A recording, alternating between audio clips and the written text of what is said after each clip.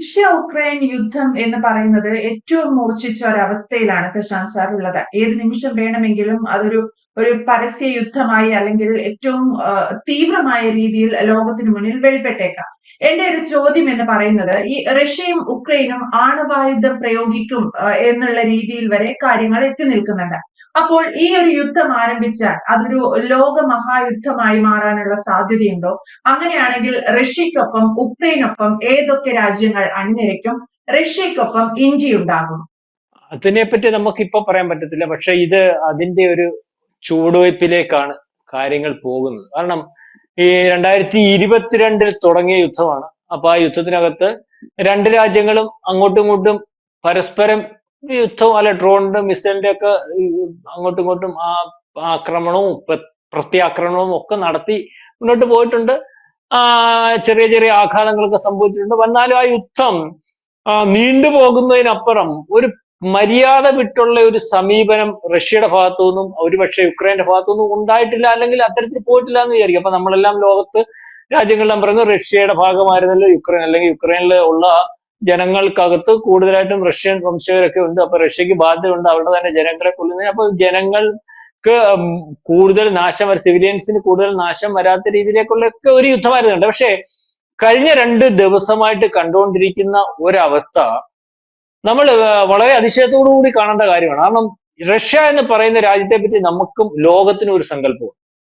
അത് വളരെ കാലം മുമ്പുണ്ട്. ഈ പറയുന്ന 2ാം മഹായുദ്ധ കാലത്തിന് ശേഷവും അതിനു മുമ്പും വേണമെങ്കിൽ നോക്കാം. പക്ഷെ ശേഷം നോക്കിയാലും അപ്പൊ ഒരു ചേരിയുടെ ഭാഗവും ലോകത്തെ ഒരു വൻ ശക്തി അതിനകത്ത് നേരത്തെ സോവിയറ്റ് യൂണിയന്റെ ഭാഗമായിട്ട് നിൽക്കുന്ന സമയം, അതിനുശേഷം അത് ശിഥിലമാകുന്ന സമയം, അതിനുശേഷം വീണ്ടും റഷ്യയുടെ ഇപ്പോഴത്തെ അവസ്ഥ. ഇപ്പോഴും റഷ്യ മോശമില്ല, സൈനികമായിട്ട് മോശമല്ല. ഇപ്പം സാമ്പത്തികമായിട്ട് നോക്കുമ്പോൾ അമേരിക്കക്കാട്ടി കുറെ പുറകിലാണെങ്കിൽ പോലും സൈനിക ശക്തിയിൽ അല്ലെങ്കിൽ രാജ്യത്തിന്റെ വലിപ്പത്തിൽ അല്ലെങ്കിൽ മറ്റു പല കാര്യങ്ങളിലും ലോകം ഭയക്കുന്ന രാജ്യങ്ങളുടെ കൂട്ടത്തിലുള്ള, അല്ലെങ്കിൽ ലോകത്ത് അമേരിക്കക്കെതിരെ ഒരു ചേരി രൂപീകരിക്കാൻ അല്ലെങ്കിൽ രൂപീകരിച്ച് നിന്നിട്ടുള്ളതുമായിട്ടുള്ള ഒരു വലിയ മഹാരാജ്യം, ആരും ഭയപ്പെടുന്ന രാജ്യം, ഏറ്റുമുട്ടാൻ അമേരിക്കയ്ക്ക് ഭയമുള്ള രാജ്യം, ആ രാജ്യത്തോട് അല്ലെങ്കിൽ ആ രാജ്യത്തെ ഇല്ലായ്മ ചെയ്യുന്നതിനും ഇറിറ്റേഷൻ ഉണ്ടാക്കുന്നതിനും നാറ്റോ രാജ്യങ്ങളുടെയും യൂറോപ്യൻ രാജ്യങ്ങളുടെയും അമേരിക്കയുടെയും ബുദ്ധിക്ക് വഴങ്ങി അല്ലെങ്കിൽ അവരുടെ കുബുദ്ധി മനസ്സിലാവാതെ യുദ്ധം തുടങ്ങിയ ഒരു രാജ്യം എന്നാണ് യുക്രൈൻ. നമ്മൾ കണ്ടത് ഒരാഴ്ചത്തെ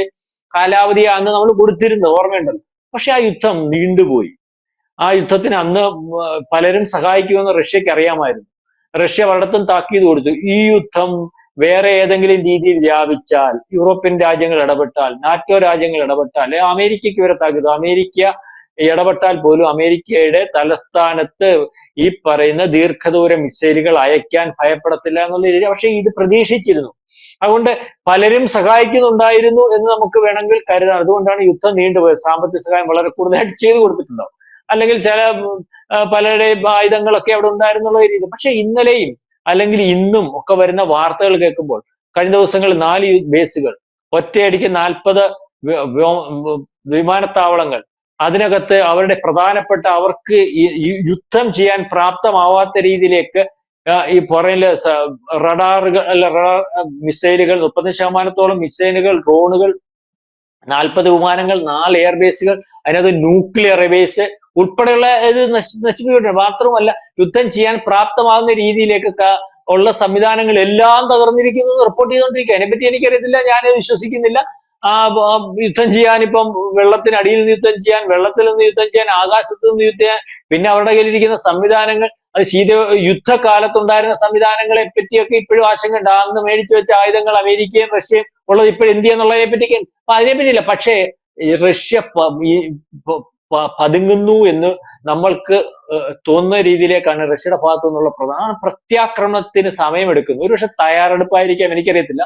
പക്ഷേ പ്രത്യാക്രമണത്തിന് സമയമെടുക്കുന്നു. ആ സമയമെടുക്കുന്ന സമയത്ത് പോലും ഭയമില്ലാതെ ഇന്നലെ അവിടുത്തെ ഏറ്റവും പ്രധാനപ്പെട്ട ക്രിവി എന്ന് പറയുന്ന ദ്വീപിലേക്ക് ആ മെയിൻ ലാൻഡിൽ നിന്ന് വളരെ പ്രയാസപ്പെട്ട് ലോകത്തിലെ ഏറ്റവും അതിശയിപ്പിക്കുന്ന പാലങ്ങളിൽ യൂറോപ്പിലെ ഏറ്റവും വലിയ പാലമായിട്ടുള്ള പാലം ഇന്നലെ തകർത്തിരിക്കുകയാണ് ജലം ബോംബ് വെച്ച്. അത് 1000 കിലോ സ്ഫോടന വസ്തുക്കൾ ഉപയോഗിച്ചെന്ന് പറയുന്നു. മിസൈലാണോ ഡ്രോൺ ആണോ എന്ന് പോലും വ്യക്തത വരുത്തിയിട്ടില്ല. അപ്പം തുടർച്ചയായിട്ടുള്ള ആക്രമണം റഷ്യക്ക് അകത്ത് കയറി നടത്തുന്നു. ഇത് വളരെ കൃത്യമായിട്ട് ഓപ്പറേറ്റ് ചെയ്ത് മാത്രം നടത്താൻ പറ്റുന്നതാകുന്നു. കഴിഞ്ഞ ഓപ്പറേഷന് 1.5 കൊല്ലത്തെ സമയമെടുത്തെന്ന് പറയുന്ന രഹസ്യാന്വേഷണ സംവിധാനം. അതിന് സ്പൈഡർ വെബ് എന്ന് പേരും കൊടുത്തിരിക്കുന്നു. അതിനകത്ത് യുക്രൈന്റെ അല്ലെങ്കിൽ യുക്രൈൻ പ്രധാനമന്ത്രി അല്ലെങ്കിൽ ഈ പറയുന്ന നേതൃത്വം കൊടുക്കുന്നു. ഇന്നലെ നടന്നതും ഇതുപോലെ ദീർഘകാലമായിട്ട് ഓപ്പറേറ്റ് ചെയ്തു വെച്ചിരിക്കുന്നതാണ്. അപ്പം തിരിച്ചടിച്ചില്ലെങ്കിൽ റഷ്യ എവിടെ പോകും? റഷ്യക്ക് ഇതുവരെ ഉണ്ടായിരുന്ന അംഗീകാരം എവിടെ പോകും?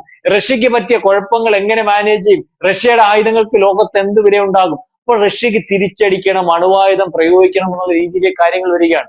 അവിടെ വളരെ ദീർഘദൂരമായിട്ടുള്ള ബാലിസ്റ്റിക് മിസൈലുകൾ ഉണ്ടെന്നും അല്ലെങ്കിൽ ഈ നാറ്റോ രാജ്യങ്ങളെ, ഇവരെ സഹായിക്കുന്ന യൂറോപ്യൻ രാജ്യങ്ങളെയൊക്കെ ആക്രമിക്കാൻ കഴിയുമെന്ന് പറയുമ്പോഴും പല രാജ്യങ്ങളെയും ആക്രമിക്കുമെന്ന് പറയുമ്പോഴും ഇത് സംഭവിച്ചിരിക്കുന്നു. അപ്പൊ ഇനിയും ആണവായുധ പ്രയോഗത്തിലേക്ക് കാര്യങ്ങൾ നീങ്ങിയ മനസ്സിലായി. കാരണം നിവർത്തികെടുമ്പോൾ നമ്മൾ ഈ ചെയ്യുന്ന ഒരു കാര്യം എന്ന് പറഞ്ഞാൽ എവിടെയെങ്കിലും കൊണ്ട് ആണവായുധം ഇട്ട് കഴിഞ്ഞാൽ പിന്നെ അത് ആണവായുധ പ്രയോഗം എന്ന് കഴിഞ്ഞാൽ ലോകം മൊത്തം വ്യാപിക്കുന്ന ഒരു വിഷയമാണ്. ഇപ്പൊ യുക്രൈനിന് മാത്രമായിട്ട് ഇട്ടാൽ അവിടെ കൊണ്ട് മാത്രം നിൽക്കത്തില്ല. അപ്പൊ ആ രീതിയിലേക്ക് ശമനം ഉണ്ടാകും. അല്ലെ വ്യാപകമായിട്ടുള്ള യുദ്ധമുണ്ട്. വ്യാപകമായിട്ടുള്ള യുദ്ധം എന്ന് പറയുമ്പോൾ 2 ചേരിയിലേക്ക് കാര്യങ്ങൾ പോകും.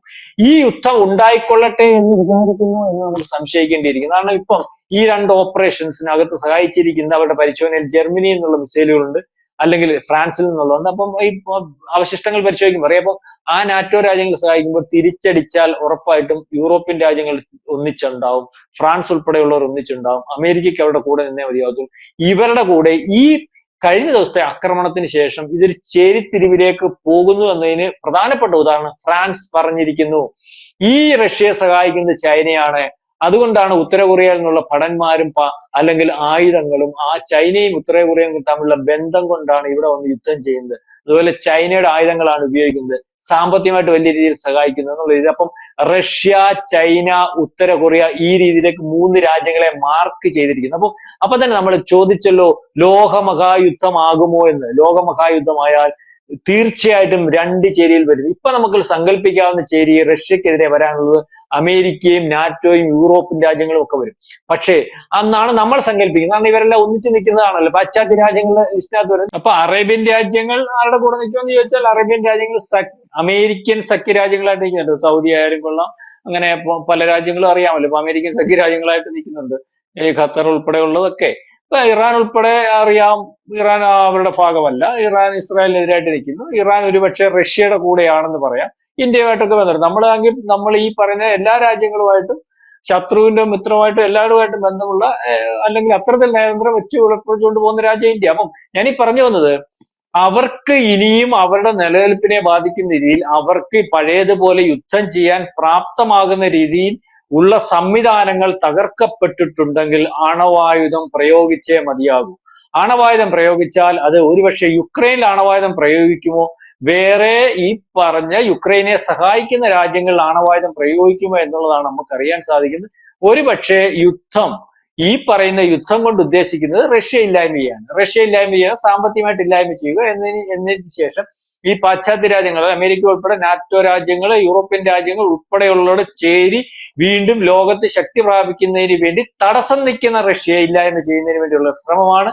അത് സാമ്പത്തികമായിട്ട് തകർക്കുന്നതിന് ഏറ്റവും യോഗ്യമായിട്ടുള്ള യുദ്ധം തന്നെയാണ്. ആ യുദ്ധം അതിന്റെ മൂർച്ഛന്യാവസ്ഥയിൽ എത്തുകയും റഷ്യയെ പൂർണ്ണമായിട്ട് തകർക്കുന്നതിന് വേണ്ടിയുള്ള ഒരു ലൈനിലേക്കാണ് പോകുന്നതെന്ന് റഷ്യക്ക് ബോധ്യപ്പെടുകയാണെങ്കിൽ സാമ്പത്തികമായിട്ട് ബാക്കി ഈ പറയുന്ന അമേരിക്ക ഉൾപ്പെടെയുള്ള യൂറോപ്യൻ കൺട്രീസിനെയും നാറ്റോ രാജ്യങ്ങളെയും തകർക്കുന്നതിനും അല്ലെങ്കിൽ അതിന് നേതൃത്വം കൊടുക്കുന്നവരെ തകർക്കുന്നതിനും വേണ്ടി റഷ്യ ശ്രമിക്കും.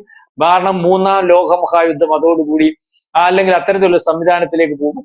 അങ്ങനെ പോയി കഴിഞ്ഞാൽ മാത്രമേ വീണ്ടും റഷ്യക്ക് ഇവരുടെ മുമ്പിൽ പിടിച്ചു നിൽക്കാൻ സാധിക്കത്തുള്ളൂ. കാരണം അവരും തകർന്നാലേ വീണ്ടും എല്ലാവരും ഒരുപോലെ തകർന്ന് അല്ലെങ്കിൽ കുറച്ചൊക്കെ വേരിയേഷൻ തകർന്നാലേ വീണ്ടും ഒരു കെട്ടിപ്പടിക്കലിനും ഒരു ചേരിതിരിവിനും ഒരു മത്സരത്തിനും ഒക്കെയുള്ള കളം ഒരുങ്ങത്തുള്ളൂ. അപ്പൊ അങ്ങനെ വരുമ്പോൾ ഈ പറയുന്ന ചൈന ഈ അവസരം മുതലാക്കി തായ്വാനെ പിടിക്കാൻ പോകും.